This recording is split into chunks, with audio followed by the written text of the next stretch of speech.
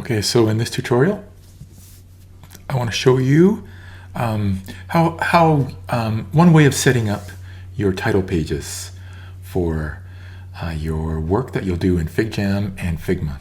And I'm going to show you my way of doing it. You can do it a different way if you want.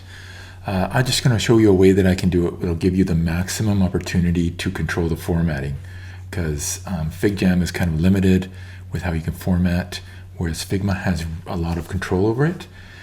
And so it's going to feel like a little bit more work the first time you do it, but it's good practice for working in Figma and Figjam, and it will allow you to, once you've set it up the first time, you can just reuse the pieces. Okay, so when you have your project and your team set up and your file, you're going to just set up one Figjam for the whole term project. So don't feel like you have to do one for each one. If you have everything in one Figjam, that'll give you it'll give us the best opportunity to see the development of your whole project. From here, you can go ahead and set up a new Figma file.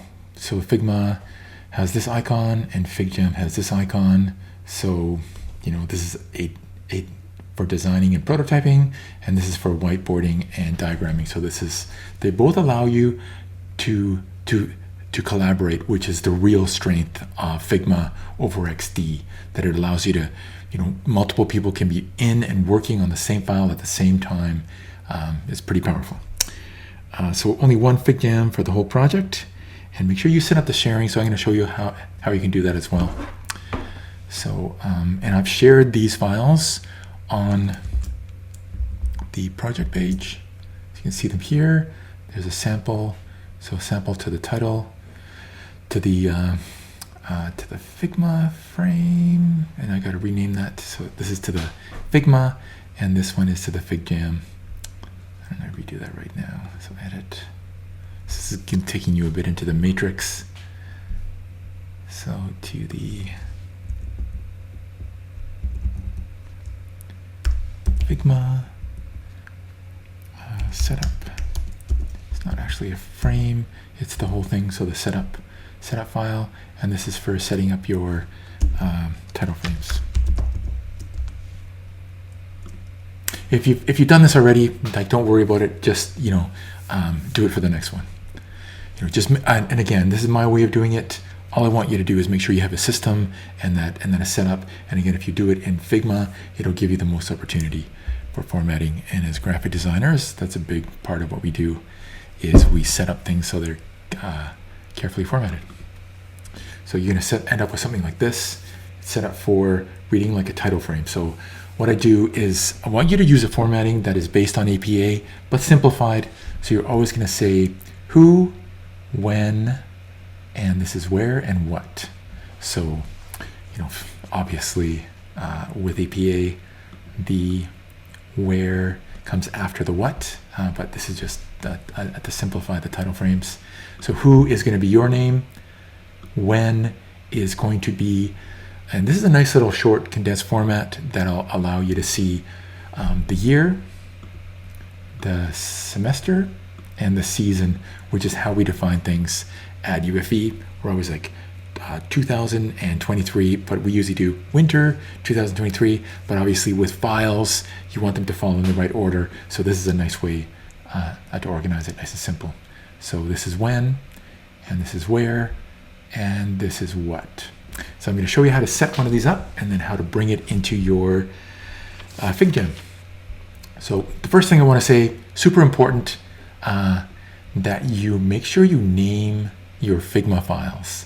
So this is something not super obvious. I think it's one of the holes in the onboarding experience. You don't get the sense that you need to set this up. So I see a lot of files that are called untitled. So again here, it's super helpful for me to see this. So here you can see I have one set up already. It has my name, the when, the what, and the where. So if you go ahead and set up, your name,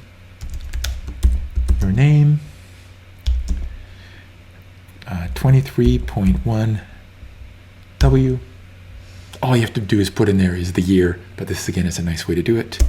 And then this is my Figjam file that I'm using for the whole course. So I'm going to call it course content, but you're probably going to call yours term project, or you can call it term project learning experience.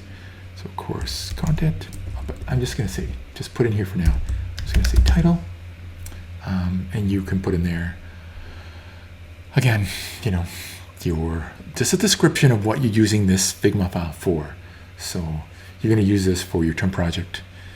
And then what? So where? So this is GD304. GD304. And the other thing is, make sure you name your frames. I'm going to show you how I set up this frame. And make sure you name your pages. So this is one advantage that Figma originally had over XD, but XD now has something like this. So you can set up, you can organize your, it's another layer of organization for your Figjam is these pages. And by default, I think this is closed, but you can rename it just by double clicking on it. And I'm going to call these are my Figjam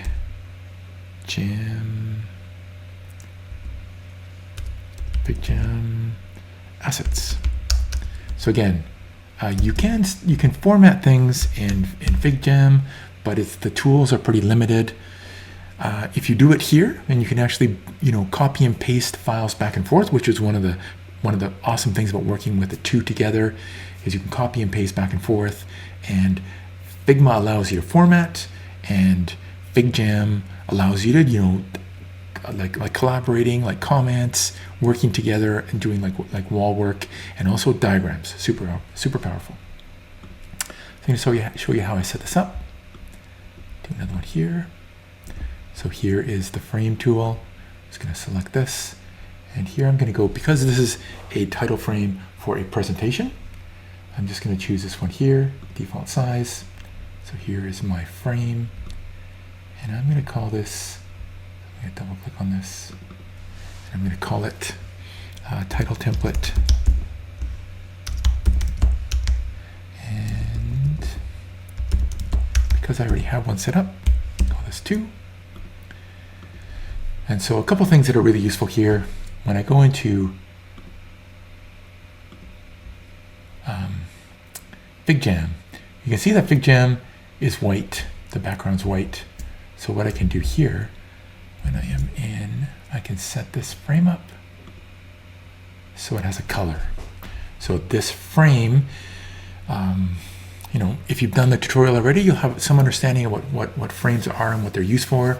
What I'm going to do is here, I'm going to give my frame a color just so it stands out a little bit. I don't want you to over stylize these things. Keep it really simple.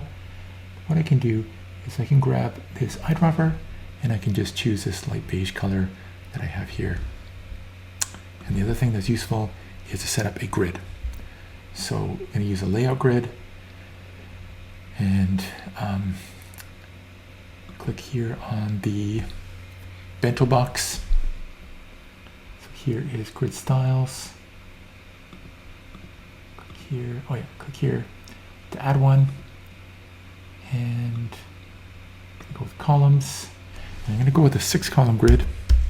And there's this way of working when you're designing UI on the web. So we can work with that, which is you want to work with 8-pixel increments. So I'm going to set up my margin to 180, and again, this is you can set this up however you want. This is just how I would do it. So a 6-column grid is a nice grid for setting up type and images. Allows for some flexibility, and the nice wide margin allows me to set this up in give my content some nice margins around them. And I'm going to set this up too. So I'm going to go ahead here and use my type tool. So this is where there's a similarity with Creative Cloud, because the T. And if you haven't noticed, all my tutorials will have this keycaster, so it tells you what what keyboard shortcuts I'm using. So the T is a hotkey. It allows me to switch between these different tools here. So F switches me to my frame tool, and T will switch back to the type tool. I'm going to go ahead and click and drag across here, and this creates a type object. And you can, and if you know, again, if you've been working in Figma for a while, you'll already know these things. But you can see here in the left-hand side, it's showing me the structure of my file, similar to what Illustrator does. Illustrator has the same kind of view with layers. And so here my text is landing inside. If I and I can drag it out, and you'll see it'll pop out of the layer into somewhere else. Okay, so I'm going to put in here. So your name 23.1W and GD 304, and then what? So this is going to be my, and again, and the nice thing about it is I can take this object that I copy and pasted into Figjam, and I can copy and paste it and put in new content, and it keeps the formatting. So this is where, you know, you do it once and then you're kind of set up. You don't have to keep doing it. Okay. So this is a way to work with type sizes. So if when you're setting up your type scale, similar to what you can do in InDesign and Illustrator, you start with your body copy size. So what's the minimum size that you want to work with? And I set this up on the side here. So this would be, if I was working with body copy, be working with about this size. So that is 48 pixels. I'm going to go here and set this up to 48. You can see this is a little bit small for a presentation slide. It's going to be a little bit hard to read. It's a size that is going to read a little bit better if you're working with a device. But because you could be projecting these, it's good to work with a size that is easier to read from a distance. I'll go here and look at actual size, and imagine this projected onto a wall. It's going to be a little bit small. So what I'm going to do is I'm going to go one size larger. So the way that I work when I set up my type scales, so my sizes, is I start with the body copy size, and then I might multiply them by the golden section. So I go, so times, you can do the same thing in Illustrator and in Design, times 1.618. And that gives me my next size up. And I just round it up for ease of use. So for this one, I'm going to go up one more size, times 1.618. So that gives me 126 pixels. And this gives me 78 pixels. So what is going to be, oh yeah, term project. It's good to check your leading when you do this. So just to make sure that your sizes are working right. When it comes to typeface here, just keep it really simple. No scripts, just a serif or a sans serif. These are just assets that we use to organize our content within Figjam. So very simple. You want it to kind of disappear. So I like using this typeface called IBM Plex. It comes as a super family, so it comes with a sans. It has a lot of it's a multilingual, so I can work with other languages. It has a mono, a sans, and a serif. And so I can work with the serif for this one, and it has an extra light. So I'm going to work here with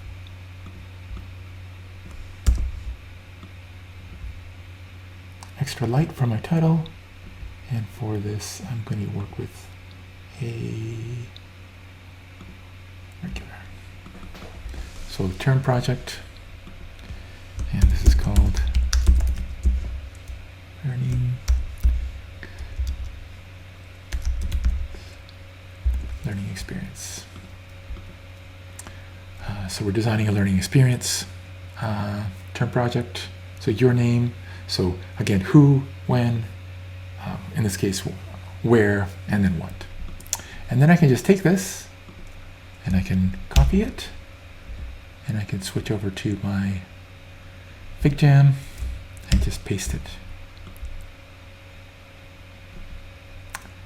And I can take this and I can rename it and I'll keep the formatting. So new project, and it will have, I'll keep the same formatting. I can give this a name.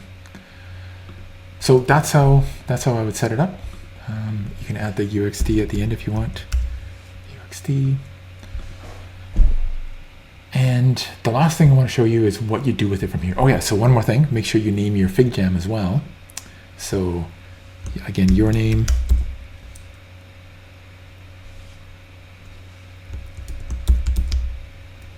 Your name, 23.1W. And this is the title of this slides would be your the same thing, your term project learning experience, and GD 304.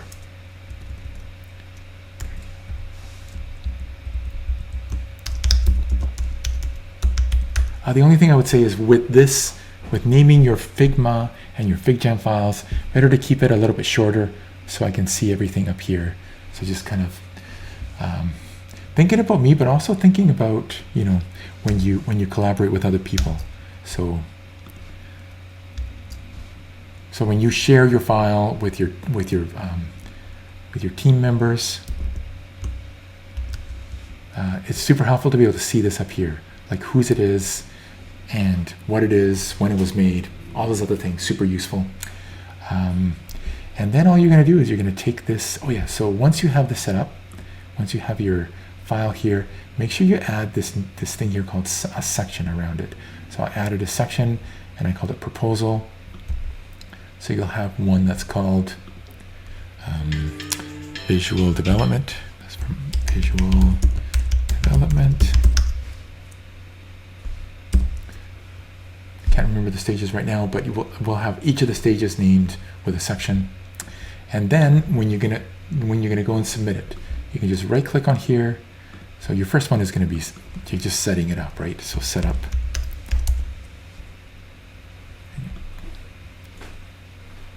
Setup. And right click, copy link. And then you're going to go here to the submission page, click on here. Here at the bottom under write submission. Don't put your links here because they don't turn into links. I'll show you what that looks like. So I paste one here, write submission, paste link. You can see here that this is not clickable. And so this is just a string. And this here is an actual clickable hyperlink. And I'd like you to simplify this too. So, you know, if you've ever talked to like a senior citizen telling you like a website to go to, they'll tell you, go to https://www. Well, you don't need that. You can actually just type in figma.com. And this is just a hash, so not useful at all. I mean, I guess this beginning part is, so if you want to leave this here, that's fine, and just put in an ellipsis. You can get rid of this too.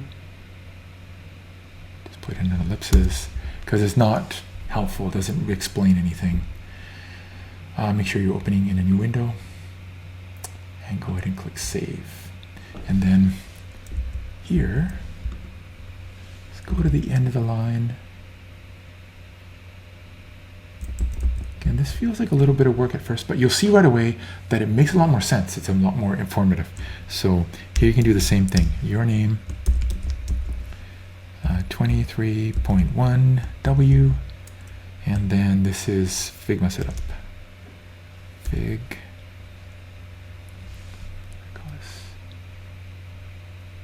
Figma Setup. Figma. I have a broken keyboard I'm working with, so once in a while you'll see odd characters appear.